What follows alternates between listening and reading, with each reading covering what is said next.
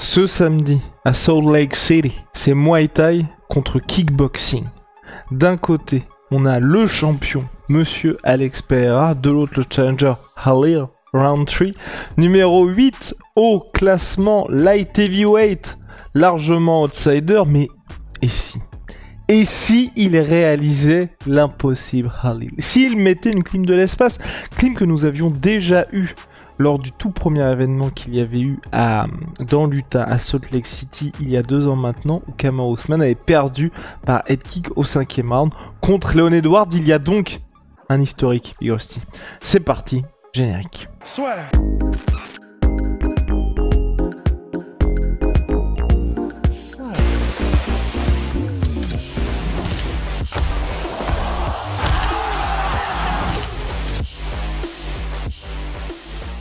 Tu sais que je commence vraiment à avoir peur. Bah moi aussi, putain. Ah, ok, non parce que vraiment, ce petit parfum d'on y est, on se projette déjà sur Ankalaev ou sur Dricus, mais on n'est pas concentré sur samedi, là.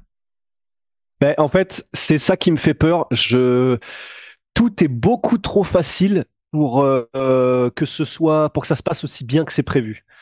Bon, il y a, sans même compter le fait qu'il est connu quand même, Khalil Roundtree, pour nous avoir coupé l'herbe sous le pied avec Gokhan Saki, qui était un kickboxer monstrueux venu du Glory, grosso modo, qui était censé faire comme Alex Pereira.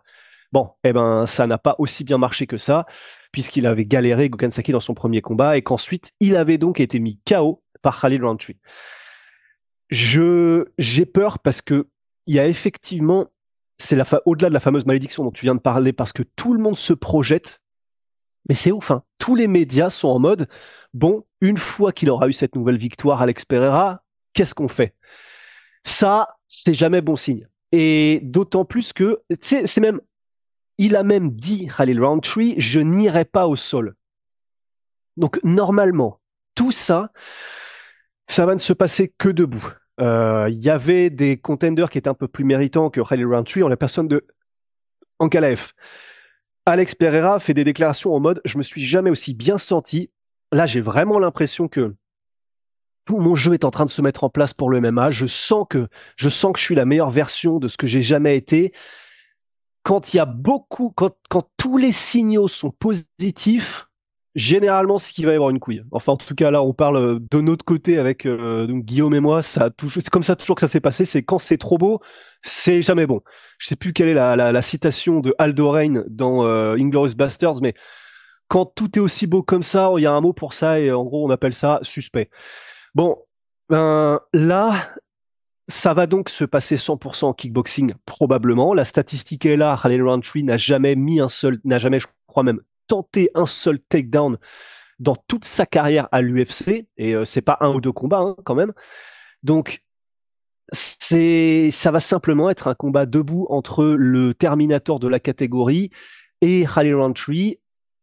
Et alors qu'il n'y a aucune raison rationnelle, à part peut-être le fait pour Alex Pereira de sous-estimer Khalil Roundtree, s'il le sous-estime pas, normalement, ça fait un highlight et on avance. Et puis l'UFC est contente parce que le pay-per-view s'est fini sur une bonne note.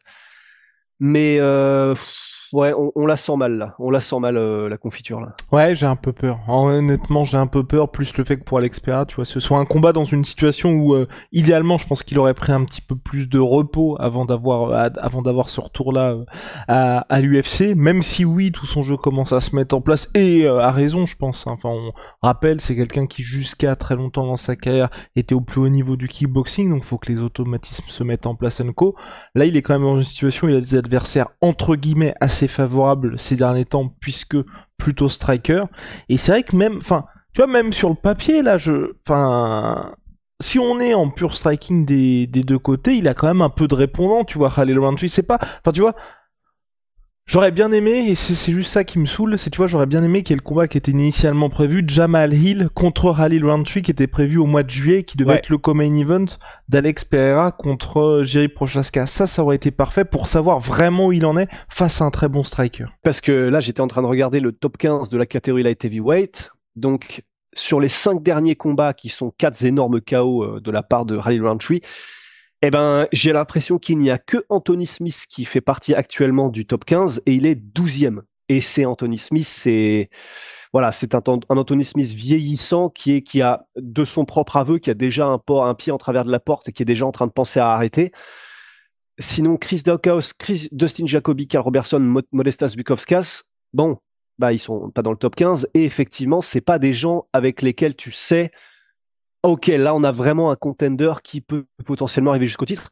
Donc en fait, c'est vraiment tout simplement, voilà, il y a de secret de Polichinelle, c'est l'UFC qui veut juste un combat spectaculaire et qui se dit, bon, faudrait vraiment pas avoir de bol pour que Khalil Rountree devienne champion. On est sur du 95% de chance que Alex Pereira gagne. Donc voilà, normalement les chances sont de notre côté pour que ça se passe plutôt bien et qu'on continue de bâtir la légende Alex Pereira. Et puis peut-être qu'ils se disent, et puis si jamais Khalil Rountree est champion, bah voilà, pire des cas, c'est pas comme si tu vois, t'avais Movsar Evloev qui devient champion, tu vois. T'as un mec qui est ultra spectaculaire, ultra explosif, tous ses combats sont archi violents. Bon, ben oui, on aura un petit peu, on aura misé, on a fait tapis, on a perdu en perdant notre star Alex Pereira, mais bon, dans l'affaire, on n'aura pas tout perdu puisqu'on a un champion spectaculaire avec lequel on sait que ce sera toujours la folie. Tu peux faire des trailers highlights qui se vendront tout seuls, qui que ce soit contre qui tu mets Khalil Rountree ensuite pour défendre, quoi. Y a pas de souci. Y a pas de souci, effectivement. Donc ouais, donc on préférait vous prévenir sur cette carte-là. Ça semble beaucoup trop beau pour être vrai. Et souvenez-vous, Adesanya contre Sean Strickland, exactement même configuration. Il faut une star. On doit se précipiter, on va mettre Sean Strickland, Adesanya perd vraiment largement contre lui. Et là, moi, Pereira doit gagner, mais c'est vraiment, un pressentiment, mais... Parce que le combat en soi peut être spectaculaire et ça peut quand même être disputé jusqu'au KO, tu vois, je m'attends pas... C'est ça aussi, tu vois, qui me surprend, c'est oui, si Alex Pereira gagne, je pense qu'il gagne par KO, mais... il a quand même des armes, tu vois, Khalil Rountree. C'est pas comme si le mec allait se faire humilier debout, tu vois. C'est... Vas-y. En fait, pour moi, il peut se faire humilier debout parce que quand même, il est monstrueux, vraiment. Mais Alex Pereira, en termes de contrôle, en termes de gestion de distance, de timing, de puissance, de mécanique de frappe, de profondeur, de technique dans les pièges qu'il te tend pour réussir à te mettre KO ensuite. Voilà, c'est pas pour rien qu'il met KO des mecs sans trop de difficultés comme Jiri Prochaska qui, à part Alex Pereira, démonte tout le monde sur Terre. C'est que c'est un niveau qui, même si c'est pas...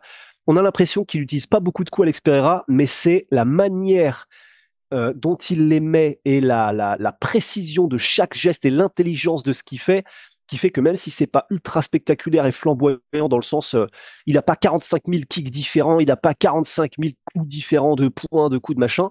Relativement, c'est toujours la même chose, sauf que personne n'arrive réellement à l'arrêter. Donc, il devrait quand même être largement devant Khalil Rountree, théoriquement, qui est ultra explosif, ultra spectaculaire, mais paradoxalement, un peu plus classique que Alex Pereira. Pardon, c'était un appel.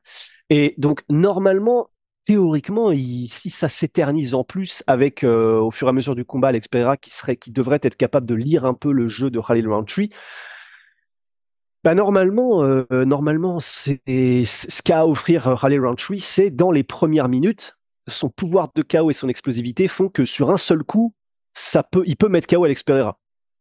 Alex Pereira, même s'il a une tête comme un canoë, il reste humain. Il a été branlé et mis KO par Adesanya, par Arthur Kishenko. Voilà, c'est possible. Et comme il peut être KO un rhinocéros, Ryan Rountree, il y a jeu, ça joue. Mais voilà, c'est une question de probabilité, effectivement, que ça arrive, quoi. Rendez-vous dans la nuit de samedi à dimanche. J'espère pas un upset. J'espère qu'Alex Pereira continuera de nous faire rêver, mais typiquement, c'est le genre de combat. Il y avait le combat contre Ankalaev à faire. J'aurais aimé que ce combat ait lieu parce qu'on peut très rapidement se retrouver dans une situation où, voilà, on a essayé de jouer la montre, le gars perd, et donc jamais nous n'aurons le combat tant souhaité. Mais on va voir ce qui va se passer parce que c'est quand même un gros light heavyweight aussi, Khalil Rountree. J'aurais juste aimé savoir où il en est vraiment face à l'élite de l'élite et malheureusement à mon sens là il est un peu précipité. Donc Voilà, pour lui, la réponse face au plus haut niveau, ce sera contre Alex dans la nuit de samedi à dimanche, mais ne soyez pas surpris s'il y a un upset dans l'UTA. Par contre, un niveau, ça aussi, on n'a pas ces informations-là. Donc Alex Perron, on sait que lui, il a pris toutes les dispositions pour aller arriver bien en avance, pour éviter d'avoir, enfin, au maximum, hein, les effets de l'altitude, parce qu'on se souvient du combat, c'était lequel? C'était Paulo Costa contre Luke Rockhold. Au bout d'un round, les deux étaient complètement morts. Je ne sais pas ce qu'a fait Rally Roundtree également, et donc peut-être que la théorie de Rusty se confirmera, c'est que vraiment le gars aura tout à donner dans les premiers instants, et après il n'y aura plus rien. Bah oui, parce que tu fais bien de le notifier, un style qui requiert autant d'énergie, parce qu'on sait que quand les gars sont explosifs comme ça, explosifs plus agressifs comme Rally Roundtree, parce que tu as explosif comme Yoel Romero et Tyron Woodley, mais comme les mecs attaquent une fois toutes les 4 minutes, eh ben ça va, mais Rally Roundtree, il attaque direct et fort, et explosif. Donc effectivement, ça peut avoir un gros impact, mais Fort. ouais, on sait pas. La réponse dans la nuit de samedi à dimanche, moi en tout cas j'ai hâte. Vraiment, je suis hypé. Hein. Déjà que quand les deux se font face, enfin, Rally Roundtree, on en a déjà parlé, mais j'adore ce mec. Vraiment, moi j'adore ce mec. Oui, il ne méritait pas son title shot, mais ça me fait quand même plaisir qu'il soit là à ce niveau-là. Ça fait longtemps qu'il est à l'UFC. Tu vois, tu sais, il a eu des sales moments. Je pense au combat contre Couté là-bas, où déjà, tu sais, il se fait un peu marcher dessus lors de la pesée. Ensuite, il perd le combat. Le combat contre Johnny Walker, là, je trouve qu'il a vraiment trouvé son style. Et bon. Voilà, rendez-vous dans quelques jours pour l'upset du siècle. Allez, ciao. Enfin, du siècle, hein, vous comprenez, hein, de la semaine, quoi. Ciao, dama sweet pea. Sweet pea. Moins 30% minimum, surtout My Sweet Pea. Avec le code La Sueur, régalez-vous. Et puis Holy Moly, les gars, révolution dans les boissons énergisantes. Oui, thé glacé, quelque chose. Boisson de réhydratation et boisson énergisante. Et puis en plus, là, il y a le petit calendrier de l'Avent qui est sorti. Il y a 2 calendriers de l'Avent. Ça, c'est Whole Xmas qui sont disponibles sur leur site, le petit et le grand. Code La Sueur 5 pour votre première commande, moins 5 €. Et vas-y, sachant que... Et là, je peux dire qu'il est lourd. Je peux dire qu'il va y avoir quelque chose au centre qui va vous permettre de boire ce qu'il y a dans chaque case. Ok. Et il y a un petit calendrier et un fat one. Et il faut savoir que 26... Ah non, celui-là, il est énorme. Et il est lourd.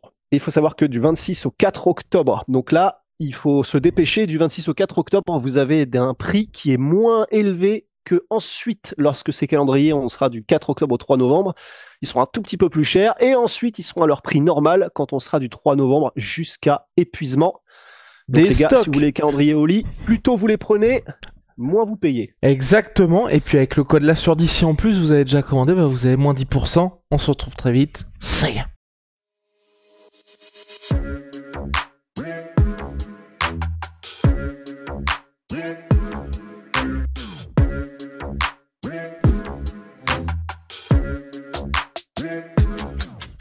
I'm fucking coming for you!